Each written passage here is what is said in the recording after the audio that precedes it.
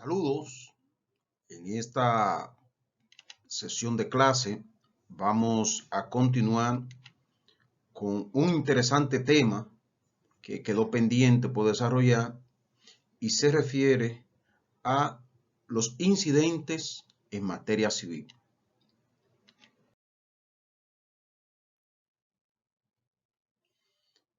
Generalmente los incidentes en materia civil son de derecho, es decir, son medios de defensa. Eso es algo sumamente importante que se tome en cuenta porque no se pueden ver como que son que vienen a entorpecer el proceso como muchos jueces lo han considerado. Eso no es así. Son medios de defensa. Bueno, de que retarden el proceso, eso es otra cosa. Pero usted no puede dejar de defender más bien o utilizar esa herramienta para que el juez no se vaya a incomodar. Porque déjeme decirle que la mayoría de los jueces, la mayoría, cuando usted empieza a invocar sus medios de defensa, ya sea plantear excepción de procedimiento, medida de intrusión, toda esa situación, todos esos incidentes, se ven como que, oye, pero ya está bueno. Y eso no es así. Son medios de defensa. Y no lo dice la ley 834, 1970, no lo dice el Código Civil, no lo dice el Código de Procedimiento Civil, que son medios de defensa. Lo han dicho las altas cortes, llámese la Suprema Corte de Justicia y también el Tribunal Constitucional, de manera que esos son medios de defensa y hay que utilizarlos. Ahora bien, ¿qué hacen los jueces o qué deciden los jueces en el transcurso de un proceso civil? Veamos. Puede declarar irrecibibles las demandas que carecen de interés. También acogen o rechazan las excepciones de incompetencia. A eso hay que incluirle también la excepción declinatoria que está incluido en la excepción de procedimiento, llámese la independencia, conexidad, así como también deciden sobre la inconstitucionalidad o no. Recuerden que la inconstitucionalidad tiene dos fases o que se puede conocer, ¿verdad? Que es la parte concentrada, que lo ejerce el Tribunal Constitucional, y la parte difusa, que lo ejerce cualquier tribunal de orden, no importa que sea un juzgado de paz, así que de menor grado, también puede decidir sobre la inconstitucionalidad que se le plantee. También los vicios de forma o vicios de fondo. Si un vicio de forma o vicio de fondo está establecido en la ley 834, que más adelante lo vamos a ver. También decide los incidentes que procuran la instrucción, llámese la medida de intrusión, la comunicación de documentos, comparecencia personal de las partes, el informativo, lo que sea, ¿verdad? En consecuencia, también, lógicamente, procede la administración de la prueba. Ustedes saben que la prueba en materia, en nuestro sistema jurídico dominicano, es ya constitucional. Si está garantizado en el artículo 69 sobre la legalidad de la prueba para que un juez pueda decidir al respecto, pueda valorarla o pueda ponderarla de manera jurídica, ¿verdad? O legal. También los litigantes, ¿qué procuran generalmente? Miren, generalmente cuando se van a los debates, inician demandas, es decir, crean demandas adicionales, reconvencionales, provisionales e intervención voluntaria forzosa. Y el juez tiene que decidir en cuanto a eso, ¿verdad? Esos son parte de las decisiones que en un transcurso del proceso los jueces deben decidir. Seguimos. También otro incidente que tiene que ver con el tribunal, tiene que en relación a la recusación del juez. Mire, en la recusación del juez, aquí es sumamente interesante establecer o recordar, ponderar, resaltar, como usted quiera, y es lo relativo que si usted va a la disposición legal en relación a la recusación del juez en materia civil, le va a decir que usted tiene que aportar una fianza, y eso no es verdad. Ya eso fue declarado inconstitucional. Para usted recusar a un juez, usted no necesita establecer una fianza. ¿Y qué pasa? A eso se ha declarado inconstitucional, se dejó una partecita de lado, sumamente interesante, y es que cuando usted está postulando o está representando a una persona en materia civil y usted quiere recusar al juez, le dice que esa persona o ese a quien usted representa tiene que firmar esa solicitud de recusación. Eso no es verdad. Aunque lo diga el código ahí, eso no procede. ¿Por qué eso está ahí todavía? Fíjense, eso se deriva que como había que otorgar una fianza, e inclusive podrían ser condenados en daño y perjuicio en caso que no procediera la recusación, para eso se estableció. Es decir, para como una garantía de que, o un consentimiento de que si usted pierde o le rechazan esa recusación, el juez va a ejecutar esa garantía. Pero ya eso no es así. Aunque está ahí en el código y está vigente, pero no procede porque la declaratoria de inconstitucionalidad de esa fianza trae consigo automáticamente que no se hace necesario la firma, porque la ley 3-19, que es la ley del Colegio de Abogados, recuerden que era la 91-83 que fue declarada inconstitucional, ahora no. Ya eso, óigame, usted puede recusar a un juez sin necesidad de usted establecer una fianza, de que una autorización, no, así que ojo con eso. Aunque lo diga el código, eso hay que interpretarlo más allá.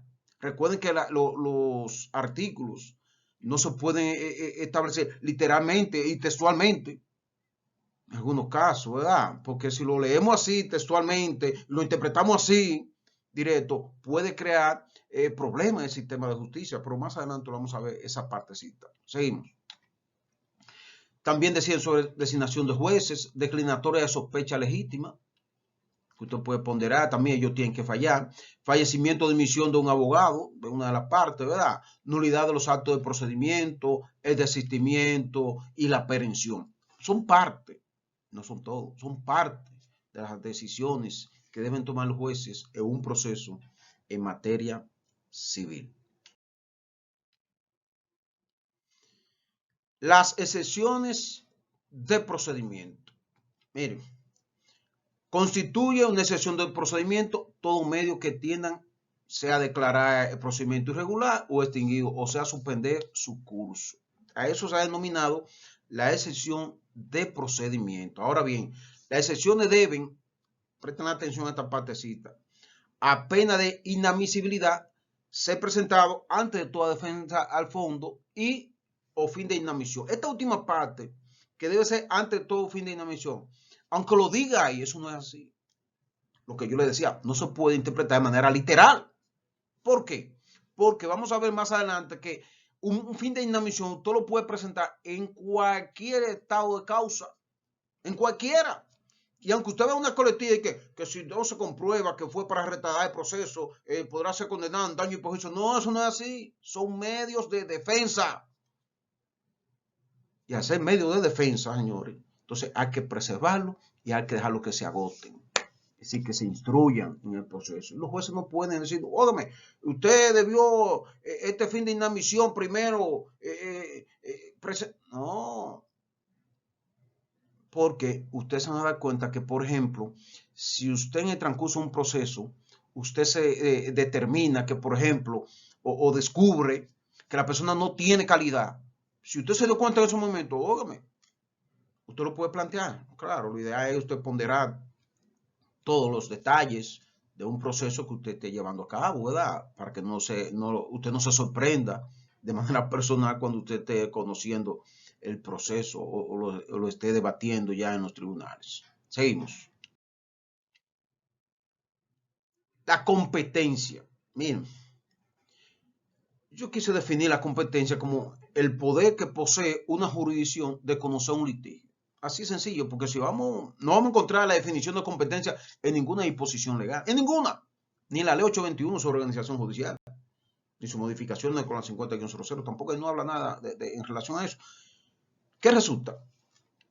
Miren, la competencia de atribución, ustedes saben que hay competencia de atribución y competencia territorial.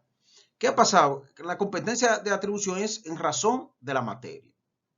Por ejemplo, si usted está en un proceso civil o un tribunal civil, no puede recibir un proceso, por ejemplo, inmobiliario. ¿Por qué? Porque en razón de la materia no es competente. Entonces, en la atribución es el área que ese tribunal conoce. Ojo con eso. Ahora bien, en relación a la competencia territorial es la demarcación, ¿verdad? Donde existe. Entonces, ¿qué ha pasado? Que con la creación de las presidencias civiles por la presidencia, ¿verdad? Con la ley 50-00 que viene a modificar la ley 821 sobre organización judicial. Esta ley viene a crear presidencia solo en Santiago y Santo Domingo. Es decir, que en Santiago y Santo Domingo desapareció en materia civil la competencia territorial, en razón de que cualquier tribunal está facultado para conocerlo. Ahora, ¿qué pasa? Por ejemplo, aquí en Santiago existía, ¿verdad? 3 cámaras. Primera cámara, segunda cámara civil, tercera cámara. Entonces, estaban distribuidas por territorio, ¿verdad? Entonces, dependiendo del territorio, ese era el tribunal competente. Y por eso es que ustedes se pueden encontrar en algunas oficinas de abogados un mapa verde, ¿verdad? Con unas divisiones que parece como de un tren, la divisiones así, como carriles. Eso era antes. Ya eso desapareció. Igual también desapareció en el aspecto penal, todo eso desapareció. El juzgado de instrucción, que era anteriormente como se llamaba, de la primera, la segunda, ya eso desapareció. Ya entonces cualquier tribunal, y enfocándonos ya en el ámbito civil, es competente en primer grado. No importa el territorio, por ejemplo, de esa demarcación o ese distrito judicial. Correcto, seguimos. Las excepciones de incompetencia pueden ser promovidas por las partes o de oficio. Ojo con esto. Y en ese sentido, nosotros vamos a ver ahora ambas situaciones para poder determinar cuándo procede una incompetencia, plantear una incompetencia por las partes, o cuándo puede el juez de oficio determinarlo. La incompetencia promovida por las partes. Miren, aquí en este caso, si se pretende que la jurisdicción apoderada es incompetente, bueno, usted debe plantearlo, debe motivarlo, esa solicitud, pero también, algo importante, debe establecer cuál es el tribunal que usted considera competente. Apenas inadmisibilidad. Pero mire qué pasa. Esa pena, aunque lo dice el código, ese artículo, esa pena de que inadmisible, si no. En algunos casos, aunque el tribunal no se le establezca cuál es el tribunal competente, claro, lo ideal es que usted lo diga, como establece ese articulado ahí, ese artículo. Pero si no lo dice, es decir, si usted no lo dice, eso no significa que sea inadmisible. Porque si realmente no son competentes ellos, y el tribunal entiende que a prueba no somos competentes, no es verdad que, pero yo, vamos a seguirlo. No. Porque entonces el juez está en la obligación también de decir cuál es el tribunal competente. No solamente porque la parte diga, bueno, está jurisdicción la competente o está el tribunal competente. No. Aunque lo diga la parte, el juez debe ponderar cuál es realmente el tribunal competente, entonces declinarlo hacia esa jurisdicción o a ese tribunal. Seguimos. El juez, en las mismas sentencias, ¿verdad? Por disposiciones distintas, podrá declararse competente y estatuir sobre el fondo del litigio. Eso es sumamente importante, previo a la parte a poner mora a concluir el fondo. Miren, esa disposición legal del artículo 4, nosotros lo vamos a desarrollar casi ya al final de esta clase, sobre una utilización que están haciendo los jueces de ese articulado para un asunto de la acumulación. Pero eso lo vamos a dejar más adelante porque es sumamente interesante, sí, que lo toquemos. Por eso está plasmado ya al final de esta clase. Seguimos. Miren, si el juez se declara competente, si usted le plantea la incompetencia, si él se declara competente y estatuye sobre el fondo del litigio, bueno, ¿qué va a pasar? Esta solo podría ser impugnada por la vía de la apelación. Repito, si se declara competente es si se pronuncia sobre la competencia y también estatuye sobre el fondo, eso da apelación o procede recurso a apelación más bien. Esa es la idea. Porque vamos a ver que cuando se refiere a la incompetencia exclusivamente, no procede la apelación, sino la impugnación. Pero eso vamos a ver más adelante. Cuando la Corte revocara la parte relativa a la competencia, estatuirá sin embargo sobre el fondo del litigio. Eso es algo, lógicamente, porque el juez de corte, por ejemplo, no puede decir, bueno, ustedes son incompetentes, entonces desapoderarse. o solamente no, que tiene también, más adelante como lo vamos a ver, abocarse a, a conocer el fondo del proceso para no dejar en un limbo ese proceso. Seguimos. Al revocar la parte relativa a la competencia, reenviará el asunto ante la corte competente, cuya decisión se impondrá a la parte y a la corte de envío. Todos los envíos que se hagan por un tribunal se impone tanto a las partes como al tribunal de envío. Ojo con eso. Eso es sumamente interesante porque el juez que usted lo envía, es decir, si el juez envía a otro juez o otra jurisdicción, ese tribunal no puede decir, no, nosotros somos competentes, se impone, porque se supone que se ha ponderado. Pero ¿qué resulta entonces si es por error? Ese tribunal dice que no son competentes o que el tribunal son ellos los competentes. ¿Eso es definitivo? No es definitivo que lo diga ahí. Pues si aquel tribunal dice, no, es que hay una disposición que dice nosotros no podemos conocer esto y punto. O en virtud de esta ley, en virtud de la Constitución. Por poner un ejemplo, nosotros no somos competentes para conocer esto. También se puede declarar incompetente. Por eso, como se puede leer de manera literal, todo va a depender de la situación que se presente en cada caso. La incompetencia promovida de oficio. En este caso, fíjense bien, en caso de violación de una regla de competencia de atribución, cuando esta regla de orden público ahí procede de oficio, es decir, lo que yo le establecía. Si es un tribunal civil y lo apoderan de manera inmobiliaria, óigame, pero bueno, ya eso no hay que solicítamelo, no, de oficio, incompetente, y punto. Así de sencillo. Ante la Corte de Apelación y ante la Corte de Casación es importante establecer que esta incompetencia solo podrá ser declarada de oficio si el asunto fuera de la competencia de un tribunal represivo, de lo contencioso administrativo o escapar el conocimiento de un tribunal dominicano. Eso está establecido en la misma ley 834. Eso lo establece, ¿verdad? De una manera clara. Es decir, que ante una corte y ante la Corte de Apelación y ante la casación, en esos casos ya sí se puede de oficio cuando un tribunal competente sea de ese orden, si represivo, administrativo o de un tribunal extranjero. Seguimos. Miren, la vía de la impugnación, es decir, le contradicto, es la única abierta para cuando la jurisdicción está tuyendo, en primer grado, solo se refiere a la competencia. ¿Qué significa eso? Miren, aunque ustedes ven esa palabrita, la contradicto, usted sabe que venimos de una legislación, de esos códigos napoleónicos y esos asuntos, ¿verdad? Y el procedimiento civil generalmente se nutre de los códigos franceses. Sin embargo, vemos que esa partecita, el legislador de 1978 no quiso tocarla. Es la impugnación, pero vamos a dejarle el contradicto. Pero es la impugnación. Y por eso le agregamos le contradicto porque la ley está ahí y está vigente. Una observación. Entonces aquí hay que establecer que cuando un tribunal se refiera exclusivamente a la competencia o la incompetencia, exclusivamente, es la impugnación que procede o le contradice, no la apelación. Ahora, si ese tribunal se le plantea la incompetencia y él dice, somos competentes y esta tuya sobre el fondo, entonces ahí es la apelación. Por eso lo vamos a ver ahora en la próxima.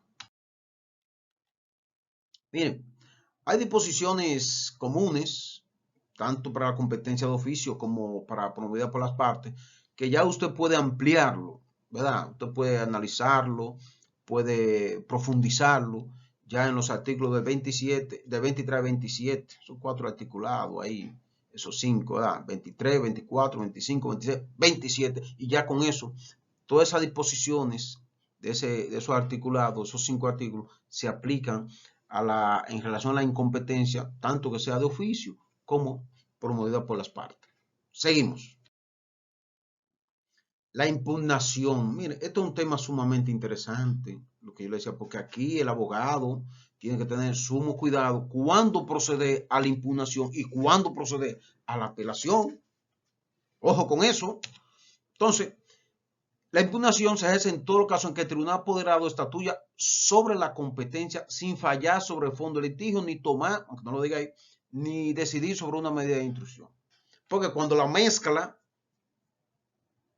es decir, cuando mezcla la competencia como una medida de intrusión, es la apelación que procede. Porque recordemos y reiteramos, la impugnación o le contradí solo procede cuando el tribunal se pronuncia exclusivamente, es decir, solo sobre la competencia o incompetencia del tribunal. La base legal de impugnación está establecida en los artículos del 8 al 19 de la Ley 834 de 1978, que modificó varios artículos del Código de Procedimiento Civil. Es una ley sumamente corta, pero fundamental. Ahí está la base de la defensa en materia civil. Porque ahí están las excepciones, ahí está la medida de intrusión, ahí están hasta el referimiento, imagínense ustedes. Entonces, eso es sumamente importante, conocer todas esas situaciones de esa base legal. Seguimos. Procedimiento y plazo de la impugnación. Miren, aquí hay que establecer, y es bueno que se entienda, ¿verdad?, que usted debe impugnar en un plazo de 15 días ante el mismo tribunal. Ojo con eso. 15 días ante el mismo tribunal, que usted debe motivarlo, ¿verdad?, a pena de inadmisibilidad. Hay una parte, por ejemplo, para que ustedes vean lo que yo le digo, a veces leer literalmente, que dice, si usted lee ese articulado de la base legal de la impugnación, le va a decir, bueno, los gastos de eso. No, ¿qué gasto? Eso no procede aquí. Eso no se cobra ni nada. Usted podrá pagar los impuestos de fijación y cosas, que también eso es arbitrario. Eso es ilegal, eso es irregular. ¿Usted sabe por qué? Porque a la Suprema Corte de Justicia se le establece un presupuesto anual. Y aparte de ese presupuesto, ellos cobran impuestos adicionales. ¿Y qué dice la Constitución de la República? Que el acceso a la justicia es un derecho fundamental. Es gratuita. Pero no vamos a tocar eso porque ya eso lo han creado una norma, ya la costumbre, ya la gente paga. Y por eso ustedes ven que, por ejemplo, el caso de los cobros, que a veces establece el Consejo del Poder Judicial, de que un registro de 300 lo declararon ya inconstitucional, porque usted no puede estar cobrando impuestos paralelo al ayuntamiento, paralelo a la misma ley del Colegio de Abogados, que también cobran impuestos. En este caso la ley de notario, ¿verdad? La 140-15. Entonces, tenemos que establecer el acceso a la justicia debe ser gratuito, así como lo establece la acción de amparo, que debe ser gratuita y que no hay... esa acción de amparo, si es gratuita, es gratuita. Usted no puede cobrar fijación de hoy, por suerte que no lo están cobrando. Pero así debe ser el tribunal. Para usted fijar audiencia, eso es gratis. Para usted acceder al sistema de justicia, eso debe ser gratuito. Para eso es un presupuesto, pero es un tema de este caso. Pues yo recuerdo, ya para concluir esa partecita, que antes, por ejemplo, la Suprema Corte de Justicia realizaba huelga a nivel nacional, paralización de todos los tribunales por asunto de presupuesto. Oigan, eso ya era cuando Contín Aybar era presidente de la Suprema Corte de Justicia, para reclamar un aumento de presupuesto, pero ya por suerte eso ha ido desapareciendo. Y ya, por ejemplo, el presidente de la Suprema Corte de Justicia, generalmente, ¿quién lo nombra? El presidente de la República. Tú dirías, no, lo nombra el Consejo Nacional de la Magistratura. No, es lo que diga el presidente. ¿Por qué? Porque el presidente tiene mayoría en el Consejo. Y ahí se pone y se decide que el presidente de la República decida. Una realidad. Una realidad. Entonces, ¿qué pasa? Cuando un presidente de la Suprema es puesto ahí por el presidente de la República, no vaya a forzar y que para un presupuesto mayor y que no, se queda tranquilito, se queda sumiso. Entonces, el sistema de justicia así no funciona. ¿Por qué? Porque por ejemplo, si usted hay una ley, creo que la 147, 2000, no recuerdo, 146 o 46, no, sobre autonomía presupuestaria y administrativa de la Suprema Corte de Justicia, que establece un porcentaje en relación al presupuesto nacional, y así como el Ministerio de Educación tiene su presupuesto, así mismo también cada consejo, o más bien cada poder, debe tener su presupuesto, que no haya que estar mendigando, que me suba la partida, no, un presupuesto de tanto, eso es, punto. Pero eso no es el tema de nosotros. Ahora bien, si el juez rechaza la competencia, la instancia es suspendida hasta la expiración del plazo para intentar la impugnación. ¿Qué significa esto? Si el tribunal se decide sobre la incompetencia, hay que esperar esos 15 días, obligatoriamente, porque está abierto que la impugnación que se lleva ante el mismo tribunal y el mismo secretario que va a notificar la parte y todo eso. Ojo con eso. El secretario del tribunal notificará sin plazo. Eso que dice de que sin plazo, señores, aunque lo diga ahí, todo tiene su plazo. Fíjense que hasta le dan, usted tiene que ejercerlo en el plazo de 15 días, esa impugnación. Porque es un recurso especial, la impugnación. 15 días. Entonces, para usted notificar no es de que sin plazo, no. Porque recuerden, les reitero, que hay muchas disposiciones del Código Civil, del Código de Procedimiento Civil, de la misma ley 834, hasta la misma 845 de 1978, que vienen a qué? A hacer una copia fiel de las disposiciones del código, de los códigos napoleónicos. Y a veces, cuando le mutilan una parte, usted ve que no se entiende. Y usted dice, bueno, ¿y qué es lo que tú quieres decir? Es lo mismo que pasó con el Código Procesal Penal, que es una copia fiel del Código de Costa Rica. Recuerden que es, por ejemplo, un código iberoamericano. Y sin embargo, usted va al Código de Costa Rica y le dice lo que es un imputado, se lo define. Pero usted lee el Código Procesal Penal dominicano y en ninguna parte usted va a encontrar lo que es el imputado, porque lo mutilaron. Y también en relación a lo relativo a los medios probatorios, virtud del artículo 166 al 172 del Código Procesal Penal, lo mutilaron. En cuanto a la convalidación de la prueba, usted va a ver que hay una incongruencia ahí, porque lo mutilaron fue. Como yo le llamaba en aquellos tiempos, amigos míos son. Yo le llamaba los copiadores del Código Procesal Penal. Pero lamentablemente, vámonos a lo que estamos. Seguimos. Miren, cuando el juez decide el asunto de la impugnación, lo reenviará ante la jurisdicción que estime competente. Me explico. Si es ante un juzgado de paz que usted plantea la incompetencia, ellos deciden sobre eso. ¿Cuál es el tribunal competente? Tribunal de primera instancia. No es la corte. Tribunal de primera instancia. ¿Por qué? Porque es un juzgado de paz. Ahora, si es en primer grado, el tribunal de primera instancia, entonces, ¿cuál será el tribunal competente? La Corte de Apelación Civil. ¿Correcto? Ojo con eso. Es preciso señalar que en caso de reenvío, el procedimiento está consagrado en los artículos 15, 16 y 25 de la ley 834. Ahí establece todo. En consecuencia, en caso que el juez estimare que el asunto es de la competencia de una jurisdicción represiva, administrativa, arbitral o de un tribunal extranjero, se limitará a que las partes recurran a la jurisdicción correspondiente. Es decir, que este artículo 24 le dice, miren, si nosotros entendemos que el tribunal es de una de estas categorías, nosotros no vamos a decir que vayan, por ejemplo, al asunto administrativo. No, vayan al tribunal correspondiente. ¿Y usted qué va a decidir?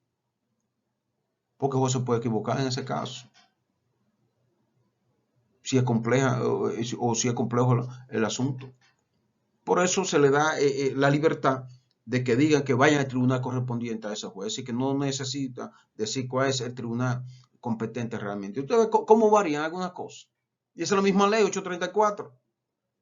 Es un primer grado en relación a la incompetencia. Le dice, usted tiene que decir cuál es el tribunal competente. Y al abogado que lo plantea le dicen, usted plantearlo, cuál es el tribunal, apenas inadmisibilidad. Entonces aquí le dan facultad. Ustedes se dan cuenta cómo es la cosa. Ojo con eso. Por eso que hay que ir más allá de lo que dice el artículo. Y hay que ver más allá de lo que dice ese artículo. Ojo con eso. Por eso que el juez no se puede encerrar ahí como si fuera una persona que no tiene visión. Tiene que ir más allá. Tiene que salirse a veces de la misma norma y explorar inclusive hasta el aspecto internacional. Es decir, derecho comparado. Así se hace justicia. Claro, sin violentar ni incurrir, ¿verdad?, en una violación de la norma nacional. Ojo con eso. Facultad de avocación. Nosotros tratamos la avocación, ¿verdad?, en los recursos, en la sesión de los recursos que establecimos en clase anterior, ¿verdad? Eso lo definimos, eso lo establecimos, cuando la Corte debe abocarse a conocer el fondo y todo eso. Pero aquí estamos hablando de la facultad de abocación de la impugnación. Entonces, la Corte puede abocar al fondo, si estima una buena administración de justicia, darle una solución al caso. Es decir, no solamente decir, bueno, si en caso de impugnación estamos hablando, ok, son competentes y no dejar el proceso ahí, no. Abócase a conocer el fondo, si eso es lo más prudente por economía procesal. También, si ninguna de las partes constituye abogado, puede pronunciarse de oficio la radiación del asunto. Esto es interesante y hay que prestarle atención porque en caso de que usted no constituya abogado, no puede dejarse, por ejemplo, ese proceso ahí detenido. El juez tiene que decidirlo. Claro, previa notificación, que lo del tribunal que lo debe hacer, previa notificación. Entonces, después que se lo notifique, ellos pueden, si usted no constituye abogado, establecer la radiación de esa decisión. Ahora, esa radiación no se puede establecer como mera medida administrativa, no, es una decisión, porque ya se ha convocado a la parte y si usted no ha constituido abogado, entonces ya eso no es problema del tribunal, ellos tienen que decidir. Ojo con eso. Seguimos. Miren, en la impugnación, la misión esencial del tribunal es la designación de la jurisdicción competente. Esa es la base primordial. Pero ¿qué pasa? Como decíamos anteriormente, si el juez entiende que es preciso abocarse a conocer el fondo, lo puede hacer. Ya, si decidió, sí, son competentes, vamos a conocer el fondo por economía procesal. Señor, ¿usted sabe cuánto le cuesta a un tribunal o al Estado una audiencia? Por más sencillo que sea. Porque ahí usted le suma hora hombre, usted le suma la energía, usted suma, por ejemplo, y ya en el caso particular, la hora del abogado, el tiempo que utiliza, las partes, ¿verdad? Que utiliza, el consumo de energía, la habilitación de esos centros, el mantenimiento que hay que hacerle, ¿verdad? Eso todo tiene un precio. Entonces, por economía procesal, a veces, ¿verdad? Hay que salir de esos casos y conocer el fondo y no estarle dando vuelta a los procesos. Seguimos. El tribunal se encuentra investido de poderes más extensos en materia de impugnación. Es decir, cuando está estableciendo se va a pronunciar o está apoderado de la impugnación, tiene los poderes más extensos que inclusive que un procedimiento o una apelación ordinaria. ¿Ustedes saben por qué? Porque ahí se está tratando de la competencia del tribunal. Y en consecuencia, si es la competencia de ese tribunal, ahí está el proceso. ¿Qué le está diciendo? Que usted va a decidir si es competente o no. Esa es la esencia de eso. Seguimos. Miren, cuando se elige la impugnación en lugar de la apelación, en esta situación, el tribunal o la corte no deja de quedar apoderado. Aquí es la corte o el tribunal de primer grado. Recuerden, porque si usted ha hecho el tribunal se ha pronunciado sobre exclusivamente la incompetencia, un juzgado de paz, va a un primer grado. Entonces, no es solamente la corte, ¿verdad? Ojo con eso. No deja de quedar apoderada. El asunto es instruido y juzgado de acuerdo a las reglas de la apelación, la decisión es rendida. La parte está obligada a constituir abogado dentro del mes. Y para eso yo le establezco ahí, fíjese bien, dos sentencias relacionadas a cuando se elige la impugnación en lugar de la apelación. Una sentencia del 29 de octubre de 1997 y otra del 28 de noviembre del 2001, ambas dictadas por la primera sala de la Suprema Corte de Justicia. Antes se llamaba primera cámara, ahora es primera sala de la Suprema Corte de Justicia. Esos son nombres que le vienen cambiando, pero eso no afecta en nada. Ahora bien, es diferente cuando usted elige la apelación siendo la impugnación. Vamos a ver qué sucede. Cuando usted elige la apelación en lugar de la impugnación, ¿qué va a pasar? Inadmisible. ¿Usted sabe por qué es inadmisible? Porque ya eso está establecido, que cuando el tribunal se pronuncia exclusivamente sobre la incompetencia, opera automáticamente la impugnación. Ahora, cuando lo mezcla con el fondo o con una medida de intrusión, ya ahí sí procede la apelación. Pero entonces usted elige la apelación cuando el tribunal solamente se ha pronunciado sobre la competencia, entonces a usted se lo van a declarar inadmisible porque usted debió elegir la impugnación. Y por eso nosotros recomendamos que cuando usted tenga alguna duda, elija la impugnación, porque el tribunal no va a quedar desapoderado por eso. Pero recuerde que entonces ya en este caso usted tiene que tener pendiente que si usted elige la impugnación, hay una situación que usted tiene un plazo más breve, en la mitad son 15 días, y ante el mismo tribunal. Y si fuera una apelación, usted va a tener 30 días, entonces va a ser ante otro tribunal. ¿Verdad? No es ahí el tribunal que dictó la sentencia. Ojo con eso. Seguimos. Mire, en relación a esa inadmisibilidad, es cuando se elige la apelación en vez de la impugnación. La Suprema Corte de Justicia, en una decisión del 4 de julio de 2001, estableció: si se interpone la apelación en lugar de la impugnación, como ha sucedido en el caso ocurrente, aun cuando no ha sido reglamentado, así que no existe en la misma ley, se ha decidido que la apelación debe ser declarada inadmisible. Entonces, ya vemos que la jurisprudencia que ha establecido esa inadmisibilidad en relación cuando usted elige la apelación en vez de la impugnación. Y es sencillo. Usted lo que debe detenerse a observar detenidamente esa sentencia. ¿A qué se está refiriendo? ¿Se refirió exclusivamente a la incompetencia? Ya usted sabe que impugnación. Ahora, se refirió a la incompetencia y también dictó una medida de instrucción. Usted no piensa, pero entonces ahí se puede apelar. Entonces es fácil de diferenciar. Lo que hay que tomar en cuenta y leer detenidamente esa decisión para no cometer esos errores, señores, porque es muy vergonzoso que usted esté, por ejemplo, en un tribunal y su representado esté ahí y a usted le dice, pero esto es inadmisible porque usted lo que debió hacer fue, óigame, así no. Porque usted tiene una responsabilidad de defender un derecho patrimonial que no ha apoderado para eso. Entonces usted no puede a la ligera tomar decisiones así. Ojo con eso. Seguimos. Miren, en materia de referimiento no procede la impugnación. Ojo con eso.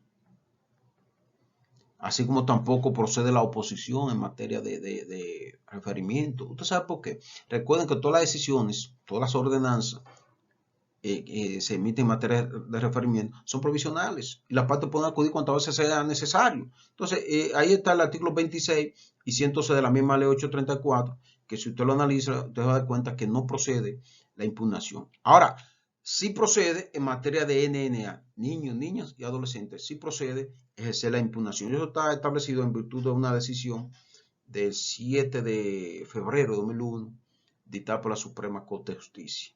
Eso es, a grosso modo, ¿verdad? ¿Dónde no procede la impugnación y a dónde procede realmente la impugnación? Ojo con eso. Seguimos. Las excepciones de la independencia y conexidad. Mire, estas son decisiones o excepciones que son básicamente igual que la incompetencia, que son excepciones de declinatoria, de que de desapoderamiento, de envío a otro tribunal. Pero aquí tenemos que establecer cuándo hay independencia y poder identificarlo y cuándo hay conexidad. Entonces, ¿qué pasa? Que aquí la mayoría de los jueces no saben identificar cuándo hay conexidad y cuándo hay litipendencia. Porque los articulados relacionados a estas excepciones lo mezclan. Entonces usted podría confundirse y por eso, imagínense, esos son los jueces que están el día a día con esa solicitud. ¿Qué serán los abogados? ¿Mm? Por eso hay una clave para usted identificar cuál es, cuándo estamos en independencia y cuándo estamos en conexidad. Mire, la base legal son del 28 al 34. Y miren, ¿y usted sabe cuál es la clave de eso? Pues tengo que decírselo. ¿Usted sabe cuál es la clave para usted determinar cuándo hay independencia y cuándo hay conexidad? ¿Mm? Si usted lee el artículo 28, usted se enfoca en ese artículo, ahí hay independencia. Si usted se va al 29, ahí hay conexidad. Y no lo dice. No lo dice esos dos articulados, que aquí hay, aquí se... No. Pero ya se ha establecido que el artículo 28 es independencia. El artículo 29 es conexidad. ¿Y qué dicen esos artículos? Mire, el 28, por ejemplo, dice, si el mismo litigio está pendiente entre dos jurisdicciones del mismo grado. Dos jurisdicciones del mismo grado. Dos tribunales civiles, por ejemplo, del mismo grado. Igualmente competente para conocer la jurisdicción apoderada. En segundo lugar, debe desapoderarse en provecho de la otra si una de las partes lo solicita. En su defecto puede hacerlo de oficio. Eso lo establece bien claro ese articulado. Si hay dos, lo que procede lógicamente es que se desapodere el primero. Más bien, perdón, el segundo, que fue apoderado posterior. En este caso, como yo le decía, existe la litipendencia, que es considerada una excepción, como yo le establecí, de declinatoria, de desapoderamiento, de ir y decirle, no aquí, es allá el tribunal, o nosotros nos apoderamos porque existe, así de sencillo. Seguimos. Si existen entre los asuntos llevados ante dos jurisdicciones distintas, puede ser, por ejemplo, una civil, otra administrativa, o una civil y otra en materia inmobiliaria, por ejemplo. Y que sea un resultado de interés de una buena justicia hacerlo, instruir y juzgar conjuntamente puede ser solicitado a una de estas jurisdicciones desapoderarse. Eso es delicado. ¿Por qué? Porque prima un interés de lo que se ha planteado, de lo que se está demandando, de lo que se ha solicitado. Entonces ahí en ese caso, usted ponderará qué le interesa más. Porque usted puede, por ejemplo, desistir. Pero hay que tener mucho cuidado con desistir. Cuando usted quiere, por ejemplo, estar apoderado de dos jurisdicciones, después quiere solo desistir de una. Porque existen diferentes tipos de desistimiento. Y muchas veces el abogado incurre en errores graves en los desistimientos y que hace que desiste de la acción en vez de solicitar desistir de la instancia o de un acto de procedimiento. Ojo con eso, pero eso lo vamos a ver más adelante en esta misma sesión de clase. Seguimos. Miren, cuando las jurisdicciones apoderadas no son del mismo grado, la excepción de la independencia o de conocida no puede ser promovida más que ante la jurisdicción de grado inferior. Es decir, si hay una corte de apelación apoderada y hay un tribunal de primera instancia apoderado, a eso está bien claro. Y dice, puede ser promovida más que ante la jurisdicción de grado inferior, en el primer grado. Tú no puedes irlo a plantear en un segundo grado. Pero todo va a depender. Todo hay que analizarlo bien y ponderarlo muy bien para que sea efectivo lo que usted va a hacer. En consecuencia, la conexidad supone varias demandas que han sido formadas por distintos asuntos. La diferencia puede ser las partes, por ejemplo, el objeto o el mismo fundamento de la demanda. La excepción de conexidad puede ser propuesta en todo estado de causa, en todo. Y ahí viene la colectiva, salvo a ser descartada si ella ha sido promovida tardíamente con una intención dilatoria. Si me está diciendo, yo la puedo poner en todo estado de causa. ¿Qué usted va a identificar? Que si es dilatorio, son medios de defensa. Recuerde que al inicio establecimos que son medios de defensa y usted lo puede utilizar en cualquier momento. Aunque diga que intención, ¿por qué? Porque si usted busca cuáles son las intenciones dilatorias, usted no lo encontrará en ninguna disposición legal, en ninguna. Ni en la Constitución, ni en las leyes, en ninguna parte. Entonces, el juez, aplicar una intención dilatoria o identificar, debe ser muy cuidadoso para no entonces incurrir en violación de un derecho de defensa. Porque ya la Constitución, perdón, el Tribunal Constitucional lo ha establecido, la Suprema Corte de Justicia lo ha establecido, que son medios de defensa. Esas excepciones de procedimiento, los fines de inadmisión, las medidas de intrusión inclusive son medios de defensa. Ojo con eso. Miren, los recursos contra las decisiones rendidas sobre la independencia o conexidad por las jurisdicciones de primer grado son hechos y juzgados como en materia de excepción de incompetencia. Porque son excepciones de procedimiento. ¿Qué procuran? Declinatorio. Ojo con eso. En caso de recursos múltiples, la decisión pertenece a la Corte de Apelación que haya sido primeramente apoderada. Eso ahí no hay discusión, eso está bien claro. Ahora bien, la decisión rendida se impone tanto a la jurisdicción de envío como a aquella que tuvo desapoderamiento o su desapoderamiento fue ordenado. Lo que establecíamos anteriormente, que lo envío o lo reenvío siempre se imponen al juez de envío y a las partes. Esencialmente, esa es la esencia. En el caso de que las dos jurisdicciones se hayan desapoderado, por ejemplo, conjuntamente, dice, bueno, no desapoderamos. Entonces, la que se desapoderó de último queda sin efecto. Se tiene que mantener su apoderamiento porque ya hubo una, primero en tiempo, primer derecho, que ya fue desapoderada. Ojo con eso. Seguimos. Las excepciones de nulidad. Miren, hay que tener bien claro que las excepciones de nulidad, ¿qué buscan? Miren, persiguen la sanción de la irregularidad cometida en la redacción o en la notificación de un acto de procedimiento. Excepciones de nulidad. Y cuando hablamos de excepciones de nulidad, reiteramos, se refiere a una redacción o a una notificación de un acto de procedimiento. La base legal está contenida en el artículo 35 a 43 de la ley 834 y las condiciones para proponer la nulidad se precisa de ciertas condiciones que varían, oigan bien, según se trate de un vicio de forma o una irregularidad de fondo. Es decir, que para establecer una excepción de nulidad tenemos que determinar muy bien a qué nos referimos, si a un vicio de forma o a un vicio o una irregularidad de fondo. Que esto es sumamente importante establecer porque de ahí va a depender el proceso. Pero usted no puede, con un vicio de forma, conociendo un vicio de forma que existe de un acto, por ejemplo, usted entonces solicitar un medio de inadmisión porque usted le está dando aquí esencia a esa irregularidad. No así, no así, cuando se refiere a una irregularidad de fondo, que vamos a ver a continuación. Ahora, ¿cuáles son esos vicios de forma? Miren, la nulidad de los actos por vicio de forma, esta estará cubierta si quien la invoca esencialmente ha hecho valer con posterioridad el acto criticado, sea ante la defensa del fondo, opuesto o medio de una misión sin promover la nulidad. ¿Qué significa esto? Miren, es importante establecer que cuando usted invoca una nulidad de un acto, eso se puede cubrir. Es decir, si usted dice, bueno, hay una irregularidad de ese acto, si no opera la caducidad de ese acto, usted puede establecer otro. Es decir, la parte que le está invocando esa nulidad, puede corregirlo. Muy bien. Si no afecta, o si no está afectado de una caducidad.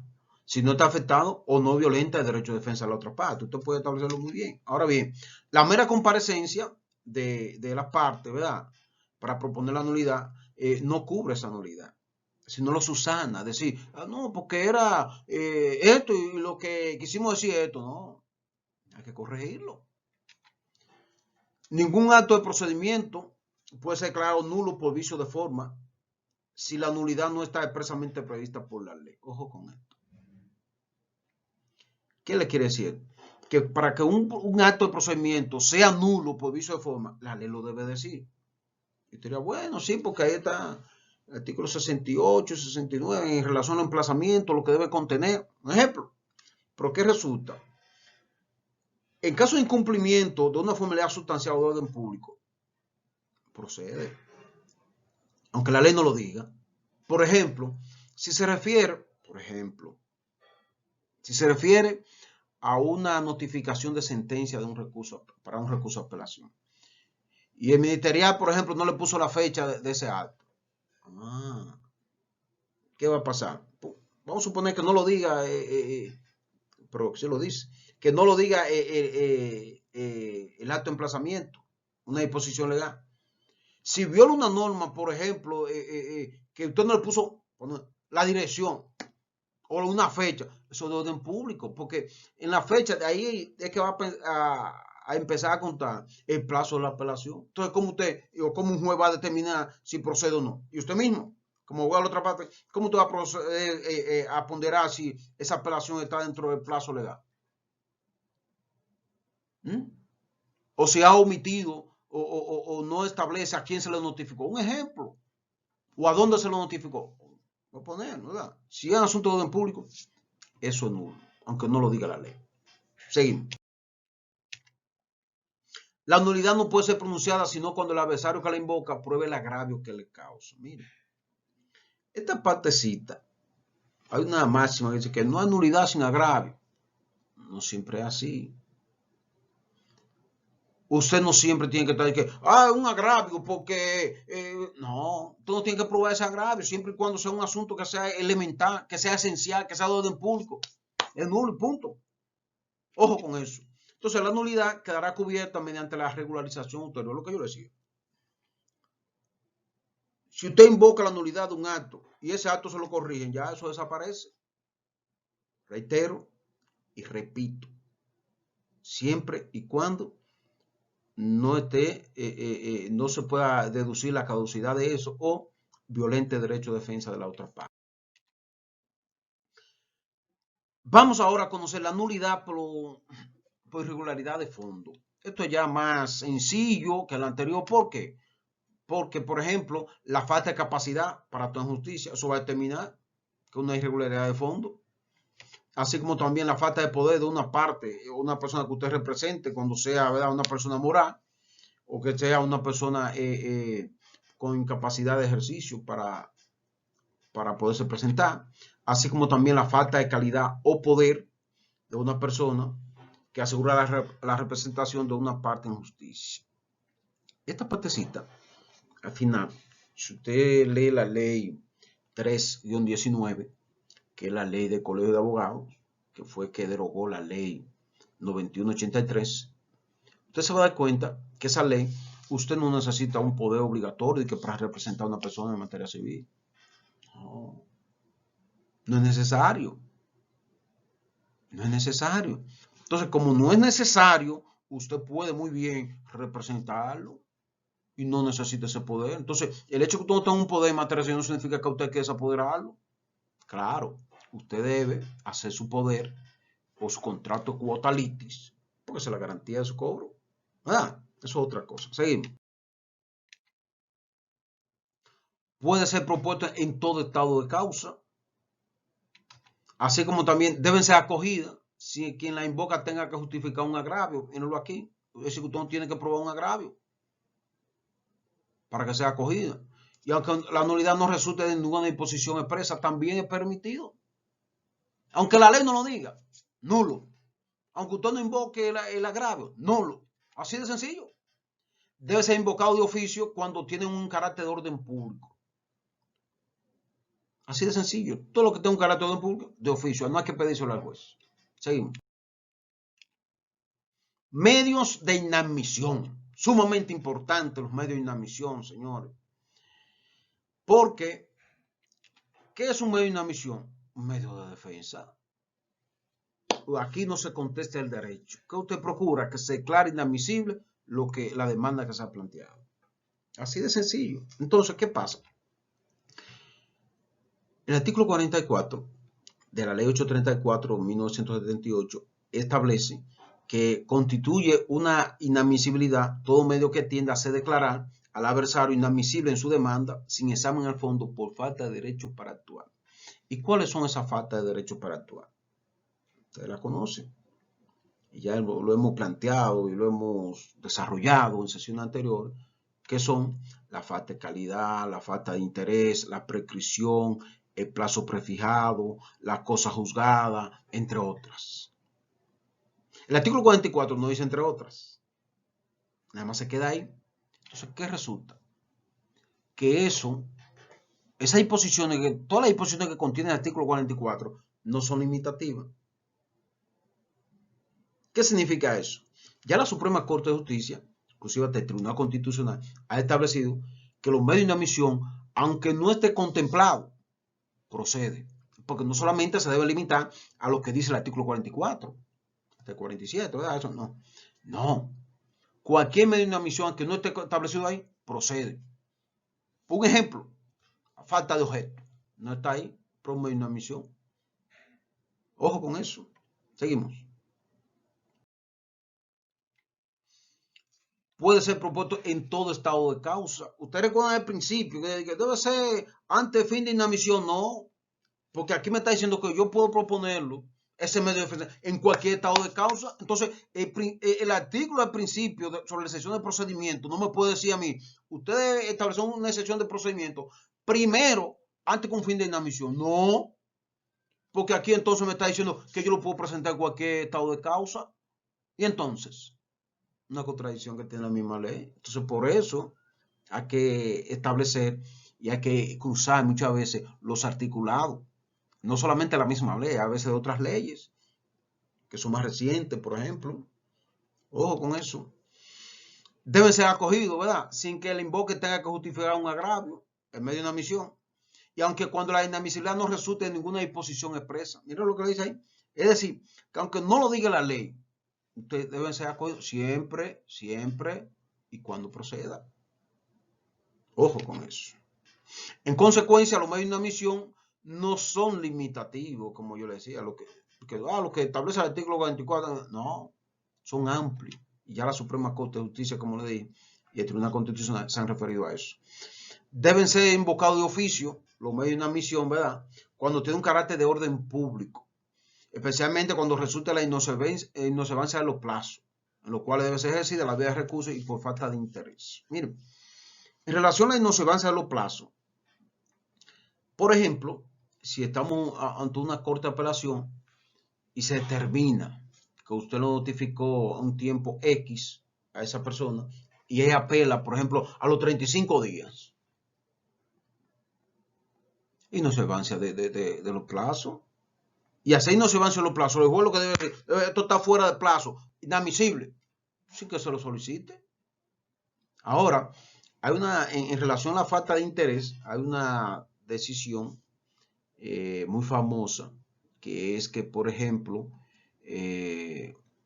dos personas se sintieron lesionadas por una publicación de un periódico, esa persona que tienen, ¿verdad? LGTB, lo que le gustan, ¿verdad? El mismo sexo. En ese caso, ellos demandaron al periódico porque entendía que ellos le estaban lesionando su derecho. Es que eso le afectaba a ellos. Sin embargo, pero no lo mencionaban. Sin embargo, ya se ha determinado a través de la doctrina que la falta de interés debe cumplir algunos requisitos, que son, debe ser jurídico, debe ser personal, tienen que haber nacido y actuar, es decir, que sea en ese momento. Eso es lo que se ha determinado en relación a la falta de interés para que proceda, ¿verdad? Mucho cuidado con eso. Seguimos. La inadmisibilidad será descartada si la causa ha desaparecido en el momento que el juez decide. Por ejemplo, si usted somete o solicita un medio de inadmisión por falta de calidad, por ejemplo, usted se da cuenta que esa persona no tiene o no es hijo, puedo poner un ejemplo, no es hijo de la persona que ha fallecido que usted está demandando en daño y perjuicio y no está en el expediente esa acta de nacimiento, usted puede mandar la inadmisión por falta de calidad. Ahora, si esa persona dice, este es mi acta de nacimiento y le deposito, ya eso está subsanado. Pero para eso debe ser antes que el juez falle, porque si el juez dice, sí, declara inadmisible, ya aquí usted va a depositar. Ojo con eso. Pero, lógicamente, después que se lo declara inadmisible, usted puede someter el mismo proceso. Porque ya usted ha cubierto eso. Y no lo pueden ver y decir, pues las cosas juzgadas. No, eso es discutible, porque el asunto de las cosas juzgadas está establecido en el artículo 1351 del Código Civil, que lo establece claramente y detalladamente cuando hay cosas juzgadas. La misma parte, el mismo objeto y todo eso. Por eso no es parte de este caso. Seguimos. Diferencia entre excepciones y fines de inadmisión. Esto es sumamente interesante para establecer cuándo estamos en presencia de una excepción de procedimiento y cuándo estamos en presencia de un fin de inadmisión. Miren, la excepción paraliza la acción. Recuerden que la excepción de procedimiento tenemos la incompetencia, la litipendencia y la conexidad, ¿verdad? Entonces, detiene el procedimiento por ser incorrecto, ¿verdad? Sin penetrar al fondo, es decir, nunca se conoce al fondo, porque lo que se procura que es una excepción, la declinatoria, el desapoderamiento. ¿Se entiende? Seguimos. El fin de inadmisión hace caer el proceso, es decir, para que no se continúe la acción. En efecto, el fin de inadmisión no es paralizar el proceso, como lo hace la excepción. Porque la excepción de procedimiento dice, no, ustedes no son competentes, competente está el tribunal, por ejemplo, o existe aquí el tribunal apoderado. Entonces usted va y se reanuda el proceso. Pero aquí no, usted quiere desaparecer, usted quiere excluir ese proceso por una irregularidad. Esa es la gran diferencia en relación a esa partecita. La excepción procura suspender, ¿verdad? Para que se corrija lo que hay de irregular a fin de reanudar lo que yo le decía en otro tribunal, para que se reanude el proceso. Si el fin de inadmisión es acogido, se hará necesario una nueva instancia, si es posible. Lo que yo le decía. ¿En qué caso? Si usted solicita y es acogido la falta de calidad, usted puede reanudarlo, si usted tiene lo que yo le decía con ejemplo anterior, su acta de nacimiento. Entonces ya le acredita su credibilidad que usted es hijo de esa persona y puede actuar en consecuencia. La inadmisión procura el rechazo de la acción. Esa es la esencia, el rechazo de la acción. Y la excepción procura ¿qué? Suspender para reanudar ante otro tribunal. La excepción ataca el procedimiento, ¿verdad? Y corresponde a quien invoca la inadmisión probar la falta de derecho para actuar. Lo que yo le decía. Usted tiene que probar. Si él tiene falta de calidad, pruébelo. ¿Con qué se prueba? Que no ha depositado o no tiene o no existe en el expediente el acta de nacimiento. Por poner el mismo ejemplo, ¿verdad? Seguimos. Medidas de instrucción. Miren, la ley 834 desde el artículo 49 hasta el 70, hasta el 100, de 49 a 100, establece las medidas de instrucción y se la divide en tres categorías principales, que son la comunicación recíproca de documentos del artículo 49 al 59, así como también la comparecencia personal de las partes, establecido en el artículo de 60 a 72, el informativo testimonial, establecido de 73 a 100, y ahí está consagrado prácticamente las medidas de instrucción. ¿Y son exclusivamente? No. Es decir, que el hecho que la ley diga que eso, ahí están las medidas de instrucción, no significa que sean esas exclusivas. Por eso no se puede leer de manera literal y analizar los artículos. Esto es ya, ¿no? ¿Por qué? Por ejemplo, si usted solicita un peritaje en medio procedimiento civil que procede, es una medida de instrucción. Si usted solicita un descenso al lugar de los hechos, es una medida de instrucción. ¿Por qué? Porque eso tiene que ir preparando el proceso. Entonces, no significa esto entonces que las medidas de instrucción son exclusivamente las que están ahí establecidas. Esa es la idea esencial que le quiero significar. Seguimos. El desistimiento. Miren, el desistimiento es una figura jurídica sumamente importante en materia civil y yo quise definirlo así, como que es el acto mediante el cual se manifiesta la voluntad de abandonar las pretensiones. Una definición que yo quise, ¿verdad?, establecer porque el desistimiento, vamos a ver que existen tres tipos de desistimiento. Y aquí hay que tener mucho cuidado cuándo desistir y en qué tipo de desistimiento es que usted tiene que ejercer. Usted no puede ejercer, por ejemplo, un desistimiento X porque entonces le va a perjudicar al otro. Entonces, esos tres tipos de desistimiento son de acto de procedimiento, de la instancia y también de la acción. De ahí va a depender esencialmente el tipo de desistimiento que usted debe realizar. Entonces, vamos a tratar cada uno de esos desistimientos para ver en qué medida usted va identificando y hasta qué punto usted puede ejercer. El desistimiento de acto de procedimiento, si el demandante o demandado identifica en este caso, ¿verdad?, que un acto ha sido establecido de manera irregular, es decir, que usted ha cometido un error en ese acto de procedimiento que le afecta a usted, usted puede desistir de ese acto. ¿Pero qué usted va a hacer? Usted desiste de ese acto y automáticamente redacta otro, como se le llama, lo regulariza. Y ahí desaparece ya. Entonces, ese acto no va a tener ningún efecto de que usted ha desistido. Tiene que tomar en cuenta que usted nuevamente le ha notificado, pero que no esté afectado, lógicamente, de una caducidad y que no tampoco lesione el derecho de defensa. El desistimiento de instancia.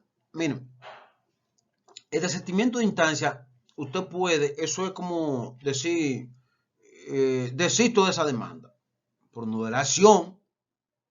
Si usted desiste de una demanda, eso tiene su consecuencia, lógicamente. Virtud del artículo 402 y 403 en relación a las costas. Eso está bien. Pero ¿qué resulta? Que usted puede volver a iniciar la demanda si usted desiste de la instancia. De la instancia. No así cuando usted desiste de la acción. Y algo importante es que un demandado nunca desiste.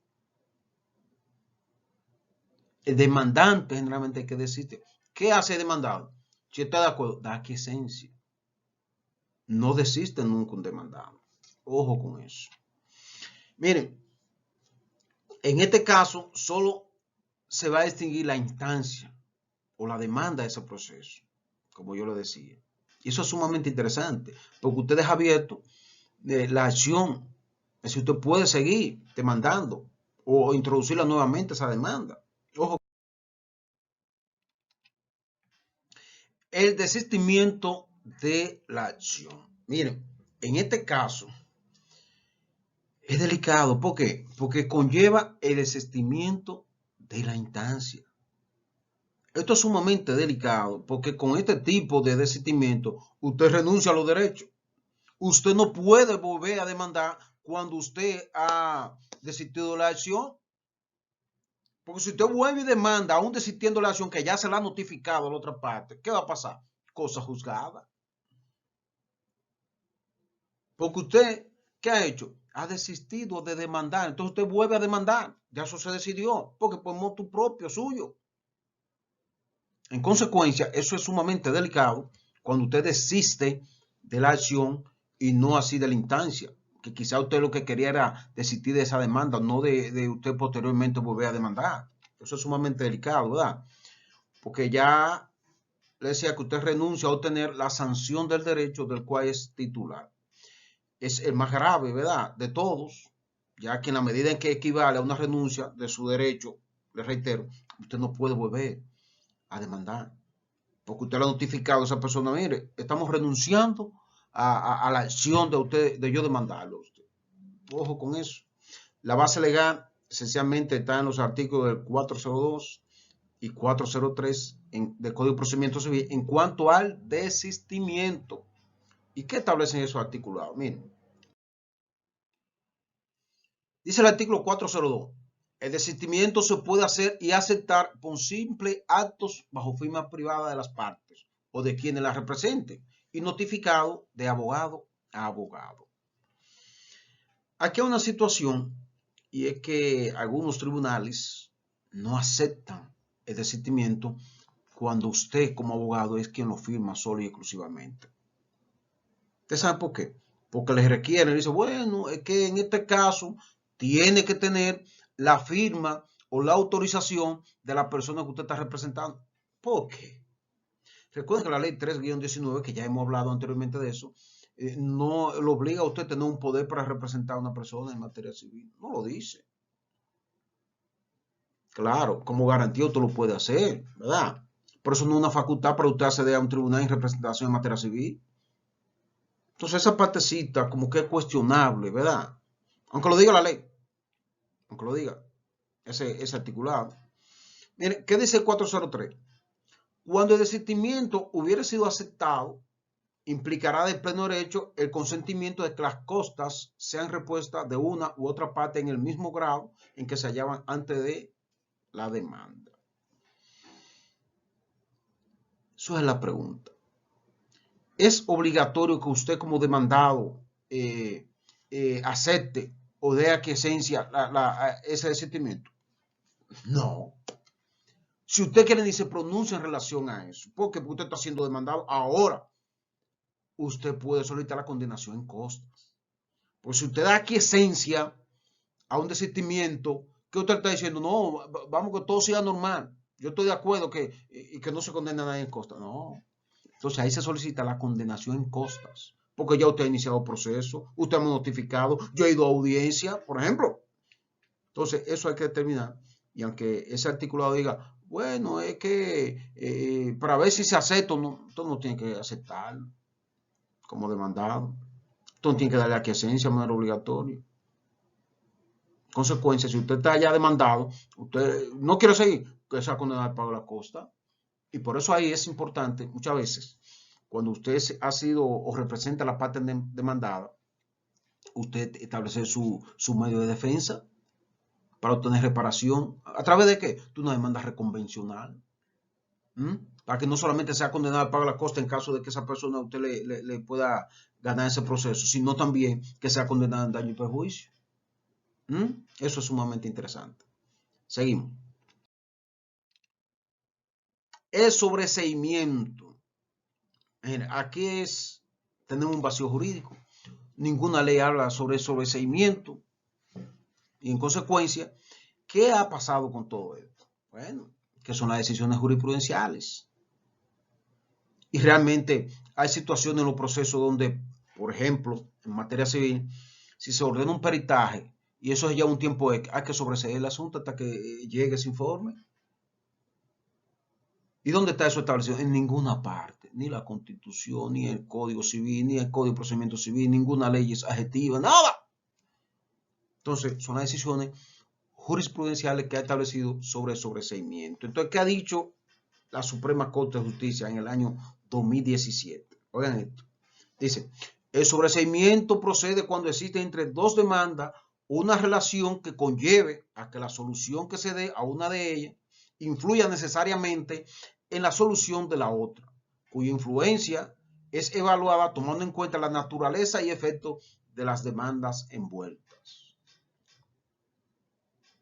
Eso lo ha dicho la Suprema Corte de Justicia en relación al sobreseimiento. Es como quien dice, vamos a sobreseer este caso hasta tanto a ver qué sucede allí. Como la máxima de que lo penal mantiene lo civil en estado, pero no se da en materia laboral. Porque en materia laboral prevalece lo laboral por encima de lo penal. Y por eso que yo digo, a veces eso no es derecho. Muchos laboralistas no les gusta que yo haga esos pronunciamientos, pero bien. Penal no es derecho tampoco. Y ahí los penalistas también tenemos un pequeño choque cuando yo me refiero a eso. Pero con fundamento todo, que yo le digo, ¿por qué no es derecho? Porque cuando no hay equidad de los litigantes, no puede ser derecho. Cuando se viola un derecho fundamental, no puede ser un derecho. Dice, si es un derecho, ¿cómo si me están violando los derechos fundamentales? Ojo con eso. También, en otra decisión, la Suprema Corte de Justicia estableció que el sobreseimiento procede cuando existe una cuestión prejudicial. Esto es, cuando un punto de derecho de la cuestión debe ser juzgado por otra jurisdicción. Es decir, ya no como una medida de instrucción, sino cuando decide, bueno, hay que esperar que decida este tribunal en relación a eso para ver qué nosotros vamos a decir. Entonces, por tanto, vamos a sobreseer hasta tanto se decida aquella situación. ¿Mm?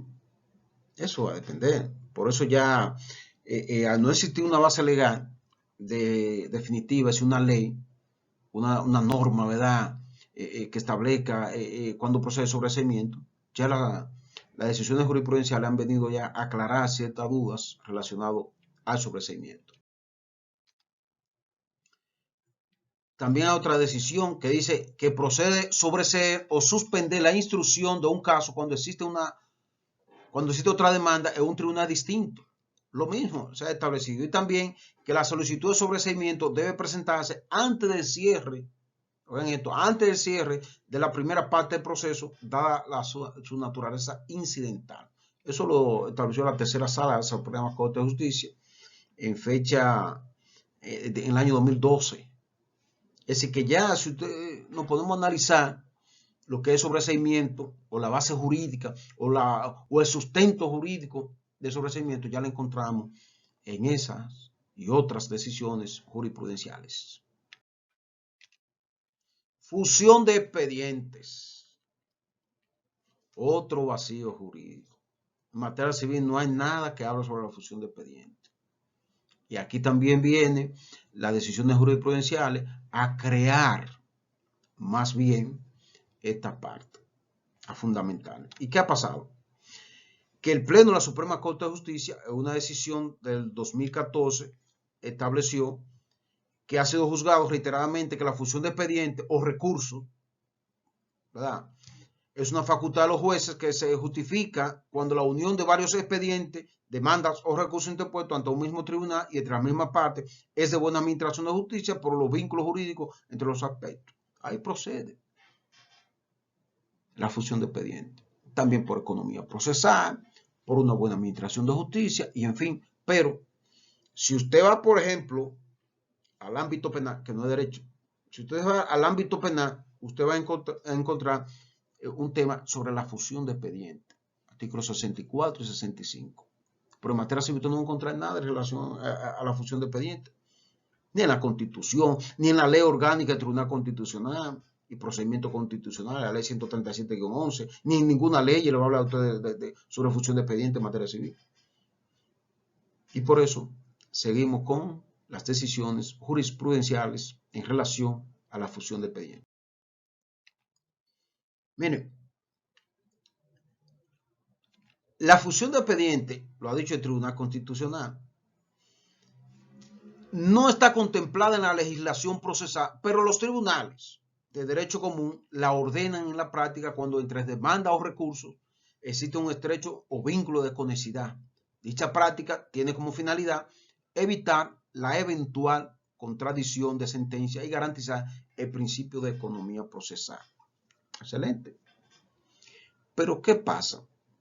Este mismo Tribunal Constitucional, por ejemplo, usted sabe que este procedimiento lo vamos a ver en el transcurso de esta materia, que es el recurso constitucional de revisión de decisión jurisdiccional, establecido en el artículo 53-54 de la ley 137-11, que es la ley orgánica del Tribunal Constitucional de Procedimientos Constitucionales.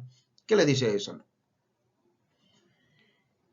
Para una buena administración, es decir, un buen recurso, usted lo somete al mismo tiempo que usted tiene que hacer. Solicita la suspensión de la ejecución de esa sentencia que usted está recurriendo en revisión de decisión jurisdiccional. ¿Por qué? Porque ella es definitiva. Y el principal requisito para usted recurrir un recurso en revisión constitucional de decisión jurisdiccional es que la sentencia haya adquirido la cosa irrevocablemente juzgada, es decir, que sea definitiva. Y si es definitiva, ¿qué le dice? Usted puede ejecutarla. Entonces, ¿qué situación se da en relación a la fusión de expediente? Que usted somete al Tribunal Constitucional ese recurso y al mismo tiempo somete una solicitud de suspensión de ejecución de sentencia. ¿Usted sabe lo que ellos están haciendo? Fusionándolo. Fusionando los procesos. Y usted diría, bueno, eso como ellos dicen, por el principio de economía procesal, eso está excelente. Pero entonces, ¿qué están haciendo? Desnaturalizando totalmente esa decisión. Es decir, desnaturalizan realmente el procedimiento de suspensión. ¿Por qué? Porque lo está fusionando y se va a decidir una sola decisión. Entonces, ¿qué sentido tendría entonces usted recurrir en revisión de decisión jurisdiccional cuando y en suspensión cuando el tribunal lo está fusionando los dos? Entonces, que desaparezcan eso. Pero claro, ¿qué debe establecer la ley? Esa modificación que se le haga. Decir, bueno, inmediatamente se recurre en revisión constitucional de decisión jurisdiccional, eso es suspensivo de pleno derecho. Y ya con eso se resuelve todo.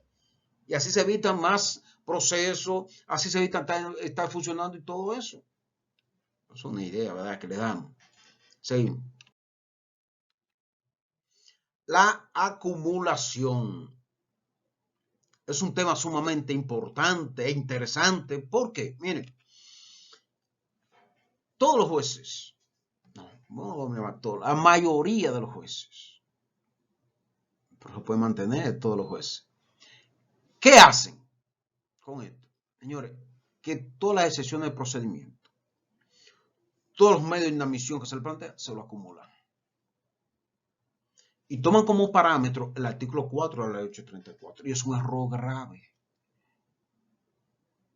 ¿Qué dice ese artículo? Mire, el juez, porque como dice textualmente, el juez puede, en la misma sentencia, pero por disposiciones distintas, declararse competente, escuchen bien, competente y estatuir sobre el fondo del litigio.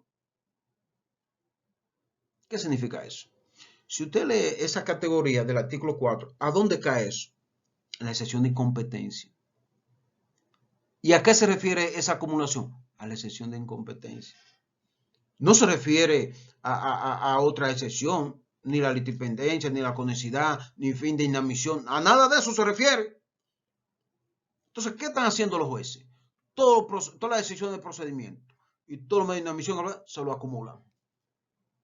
Y por eso, en muchos casos, se da de que, por ejemplo, cuando usted plantea la incompetencia, se lo acumulan porque entiende que eso es retar del proceso. Entonces, usted continúa con el proceso y luego de 3, 5, 6, 7 audiencias, al final se concluye al fondo y todo. Entonces, ahí viene el juez y dice, son incompetentes. Usted sabe lo que se hubiese podido evitar si se pondera bien esa situación. Porque es bien, y es cierto, eso retarda el proceso, porque cuando hay una decisión de un fin de inadmisión o una excepción de incompetencia, eso se convierte en una sentencia interlocutoria, que ya nosotros vimos ese tema, lo que son sentencias interlocutorias. Entonces, si son sentencias interlocutorias, usted puede recurrir a apelación, y luego usted puede recurrir en casación, y luego en revisión constitucional de decisión judicial. Eso está bien, pero son medios de defensa. Entonces, ¿cuál es la coletilla que usan todos los jueces? Todos, para la acumulación.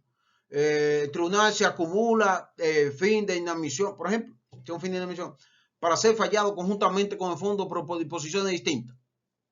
¿Usted sabe qué resulta? Que todos los medios de defensa, llámese excepción de procedimiento, medio de inadmisión, que usted plantee y el juez se lo acumula, obligatoriamente, oiga bien, obligatoriamente se debe pronunciar antes de decidir el fondo. Y debe sustentarlo, y debe motivarlo, y decir el por qué procede o no procede un asunto de esa naturaleza. Ahora, si procede un medio de inadmisión de eso, no tiene que tocar el fondo.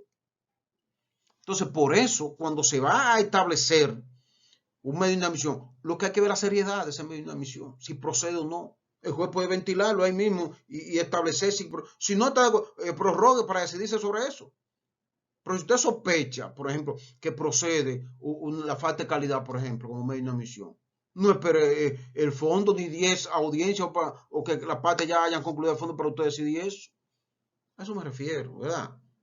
Y es cierto, para seguir conociendo el proceso, que se acumulen, pero no en todos los casos procede la acumulación. Y ya a la misma Suprema Corte de Justicia, el mismo Tribunal Constitucional ha validado todo eso sobre la acumulación. ¿Y qué ha dicho el Tribunal Constitucional, por ejemplo, sobre la acumulación?